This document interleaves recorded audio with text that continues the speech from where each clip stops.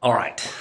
Okay, so today we're going to be talking about one of my favorite things ever, and that is talking to strangers. And the goal of this is to go from meeting somebody, and I mean having never seen this person before in your life, to making them a friend as quickly as possible. And by friend, I mean someone that you are interested in, and these feelings are reciprocal.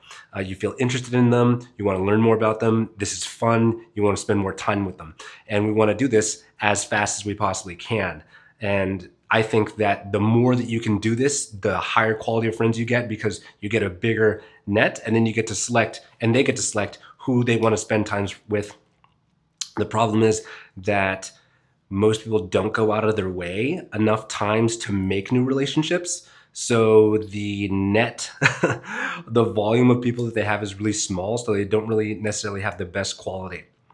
This isn't to say that you need like a huge volume, but this makes it so much easier. There's two pieces here. The first are the behaviors. The second are the beliefs. And we're going to go through each right now. So first step, whenever we're talking to somebody, we just want to have an introduction. And I will tell you guys, people get hung up on this so often. They think that they have to have something funny to say. Think about like dating. People think they have to have a clever pickup line or something in order for them to catch somebody's attention. This is just not true. Get rid of that. Get rid of that idea right now. It doesn't serve anybody. You can talk about anything, and anywhere you are, you always have something in common. So if you were sitting in this room right now, I'd say, man, it's really echoey in here. Have you ever been in a place that sounds like this? I've never, been in this. And then we can just go from being in an echoey room to being in an apartment building. We can talk about the interior, the decor, the color of the walls. How do you like to design? Just start with anything. If you're at a restaurant, say, hey, have you had anything great here? I've never been here. Oh, cool. And then just say, anything related to this area, because you already have this thing in common. So just expand on it. Is there anything that you recommend? Oh, are you a big food person? What are some of your favorite restaurants? I may have just moved here, or maybe they just moved here. Now you can start talking about that. But you're just looking for an entry point. It literally does not matter what the first thing is. Just use the context of where you're at. I just did this with a client last night, and we were on Google Meet, and I said, we're going to do this exercise. And I thought, okay, I can look at her background and try and find things to talk about there. I can talk about her jewelry, or I can just even look at the basic premise of what we're even doing. And I said, are you a Zoom gal or a Google Meet kind of person? And we talked about that. And then where she used Google Meet the first time, what her experience has been like, her previous job. Then we started talking about her job, and then kind of go on from there. There's a million ways that you can do this, but you just need to get started going. You want to have your tone is so important. When you have a sense of play with what you're doing, it is so much more enticing. I just made a post on this, a reel. You can check that out to see a little bit more about tone. I also have another one on using voice as an instrument if you want to watch that one too. And a very important part here is asking open-ended questions. And I would recommend avoiding the word why. Now, the word why immediately creates this defense mode in another person, because they feel like they have to justify themselves. They're explaining themselves when you see that. Instead, get rid of the word why and use the words what and how.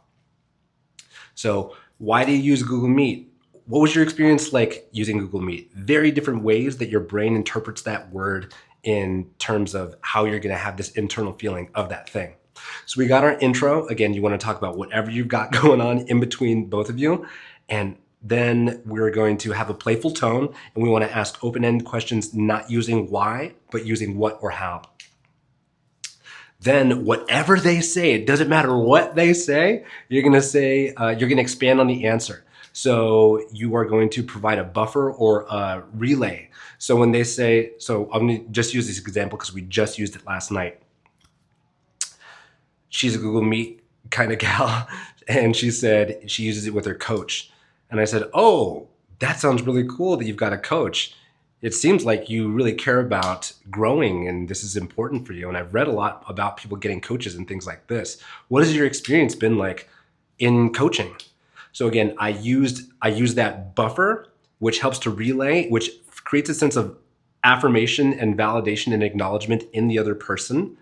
It helps them to see that I'm actually listening. It shows them that thing. And then I am expanding on what it was that they said, and then I'm asking another question. And specifically, here's an important part.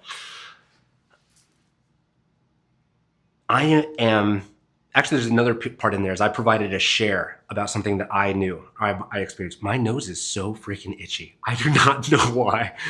But you're going to share something about anything around that subject. So I said, you use Google Meet. Oh, I've heard about that, and I heard that the coaching industry was expanding. So again, I'm just using this example. It's so specific. It's so easy. You just expand on that, and then what that is just an opportunity for me to link myself into that. This now, what we've done is we've gone from a cold introduction to we've got some discussion going, and it's still very surface level. But what we can do here is we can ask a good question. Good questions will change your life. It changes the way you will coach. It changes the way you will make friends. It changes the way you will date. It changes the way that you will make sales. It changes the way you will network. Everything is enhanced by your ability to ask good questions. I have an entire lesson just on asking good questions. And I have another lesson on asking questions well, which are two completely separate art forms and complementary. Obviously, all of these things work together. But we want to ask a good question. What is a good question? It's something, they'll always say, oh, that's a good question. It's something that causes them to pause and think, because we have all these preloaded answers in the front of our mind of all these things that we talk about all the freaking time. And I'm going to turn the light up in here. Sorry, guys. But we have all these preloaded answers because we have the same conversation over and over and over again, and it is just suffocating over time. People do not want to be talking about that. Generally, they want to have these deep, profound, life-giving conversations, and good questions offer that. Again, we always want to use a what, how. Some of my favorite questions when I first met somebody, because I love style is a big thing for me. I love to ask people, if you were going to give your style a name, what would it be? Or what are some of your big influences on your style? And again, how is another one here. What's another great question? Oh, I will give them a compliment and say, oh my gosh, I love your blank. And I will be genuine and obviously authentic about that. And my follow-up question is my favorite question, which is, what is your favorite question you've ever received? I will add a buffer in there. So I'll say, oh my God, I love your blank. And then I'll say, I'm certain you hear that all the time. You must. But then I'm curious, what is your favorite compliment that you've ever received? And here is the gold, and here's really what makes a good question. And here's how we make a real relationship out of this quickly. It creates the opportunity for them to share their beliefs and values. And you have to critically listen for this to find out what are their beliefs, feelings, and values, because this is what makes that person who they truly are. It formulates their identity, their true inner core, their identity. And Simon Sinek says that trust is made by finding what our shared beliefs and values are. So you have to listen to these. And when you find something that strikes a chord in you, something that matters to you, not just making this up and saying like, oh, bop, bop, bop. It's cool that they said that. You want to find something that resonates with you. And when you're doing this, you want to create a treasure hunt and what makes this person cool, what makes them interesting, and what are things that you love. You're not just doing this performatively to be like, oh, I want more friends. You want to find people that really resonate on your level. After we've done this, then we do something called Match Plus One. Match Plus One is a principle that is shown, I use it in every part of communication, from sentence structure to complexity of language, to tone of voice, to body language, to gestures, to everything, vulnerability. We're going to talk about vulnerability here. So what we want to do is we want to see if they'll share something vulnerable, or if I can share something vulnerable first, and then see if they'll match, if they can reciprocate it. Because if they do, that means, okay, they're feeling safe. I've done a good job of creating a safe space around here. Then I'm going to take it plus one, and I'm going to share something a little bit deeper. And if they reciprocate, again, indicated that this is going well, they're enjoying it, they feel safe, they want to learn more, and what I'm saying is interesting. And then I'm just going to keep going and going, and we can go deeper and deeper and deeper. And it's important to follow this structure because the alternative is going too deep too quickly. And that can be really uncomfortable for strangers. I've done it before, you can just go straight into a deep question, but usually that will make people feel uncomfortable if they don't know you and they don't trust you at all. So you build trust with your own vulnerability. I cannot stress this part enough. The vulnerability is the secret ingredient. It is the requisite ingredient. It is the thing that all your most powerful, profound relationships have been built upon. You have to show your underbelly. You have to show your humility, the mistakes you've made, the things that you are afraid to share. And it's scary. It is scary because you're set up for rejection, you're set up for judgment, you're set up for criticism. But if you've done a good job of wholly receiving that person and not judging them, not making them feel criticized, then they're likely not going to do that to you. And this is what the entire goal of Conscious Charisma is to help people have conversations, real, deep, meaningful conversations without fear of judgment and criticism.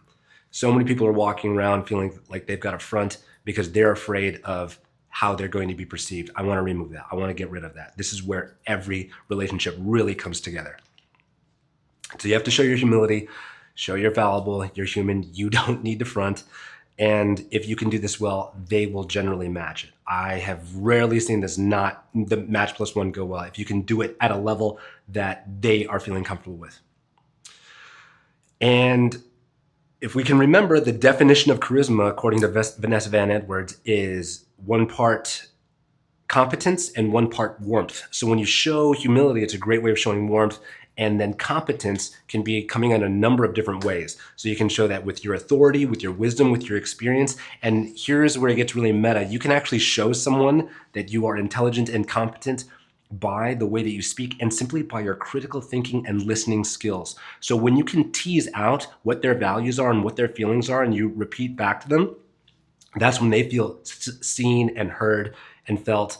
And they'll usually say like, oh my gosh, they'll give you pause and say, wow, yeah, I feel like nobody's ever really listened to me this way. This is something that is an absolute magic trick. Being able to repeat, being able to seek out what people are feeling and what they're valuing and then repeat that back to them, because people don't get to talk about this stuff so frequently. They don't get to talk about that stuff.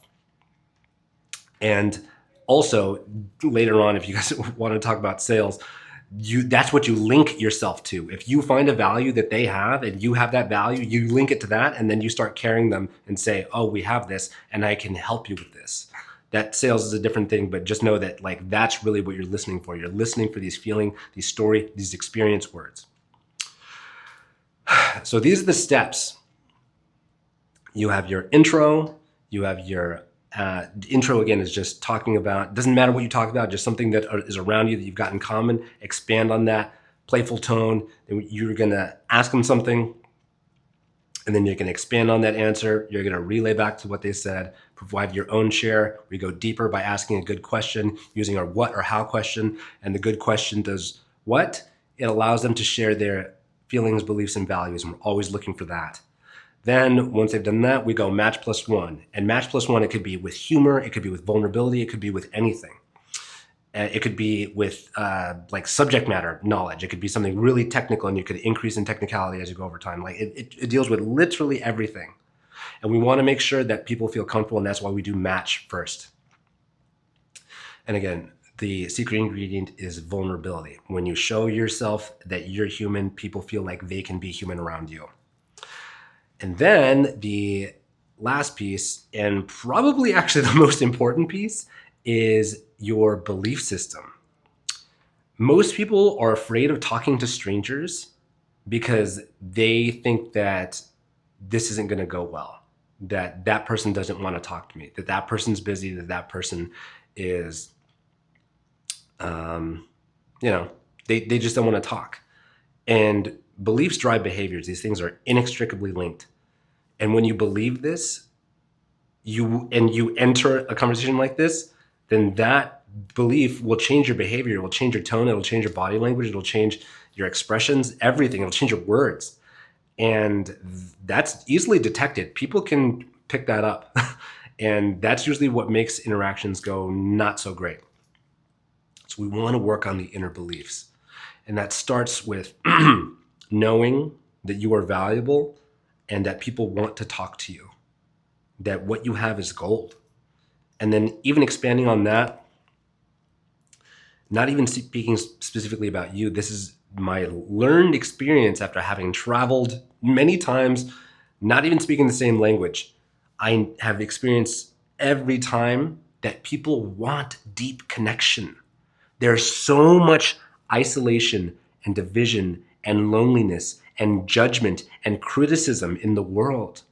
People are craving deep connection. The goal of Conscious Charisma is to allow people to enter deep, powerful, profound conversations so they can experience self, capital S. And when I can experience that, it invites that in another person. And when two selves are interacting, I would say this is nothing short of a spiritual experience. And you know this because you know what it's like to have these deep, powerful, life-giving conversations. Imagine that everyone on the planet is able to do that with you. Every time you talk to someone, every single time that happens. That's my goal. That's the whole reason I teach all this stuff. But you want to start with your belief system, and one way you can do that is by utilizing your reticular activating system and finding proof that this is true. Think about how many times, well, actually when you practice it, you'll start to get the feedback that people do want to talk to you. And a great way to use this specifically is thinking about your best friend. At one point, your best friend was a stranger. And you may give an excuse and say, oh, it's different. I was on a team, or I was in school. I was like this. You behave differently because you were more playful, or you didn't care so much about judgment. You didn't care about a lot of things that we care about as adults. But if you can just take yourself out of your mind and recognize the need for just human connection, this is a scientific human need, and Abraham Maslow's hierarchy of needs. It's a need in there. But you can find more and more proof. Your partner, your mentor, your boss, your best friend at work, whatever it is, they were once a stranger. There was one point where you didn't talk to them. And you started talking, and then it went better and better and better and better. And this is just how it happens. You were already using this framework. You just didn't know it. This is the way that I've seen this happen 1,000 times. This is also how, like any form of rapport is built for anything else. And then the last piece is confidence and bringing these feelings into our body. So I'll make a meditation if you guys want, and I'll share it later. But you basically just think about a time that you were really confident and you feel like you were on one. Maybe you were wearing a special outfit or something like this. And then imagine how it felt. You were just like freaking killing it, and people were looking at you. People were like, oh my God, you look incredible. And then it just amplified you. Just think about that feeling and bring it in. Meditate on that feeling. I'll make a meditation specifically around this, but you can literally just think about that feeling and meditate on that. Bring that into right now. Even while you're watching this video, you're already thinking about the thing, the situation. Bring it in. And then when you can take that feeling and carry that out to all your conversations, whether it be on your sales calls, difficult conversations, talking to strangers, networking, whatever the thing is, it will make your interactions feel like magic because you will be feeling that. And as a result, you will be co-regulating with everyone around you, and they will feel that. I hope this helps. If you guys have any questions, please let me know. I love talking about this stuff. Like I said, this is my life's work, and I'm just honestly grateful to get to share it with you.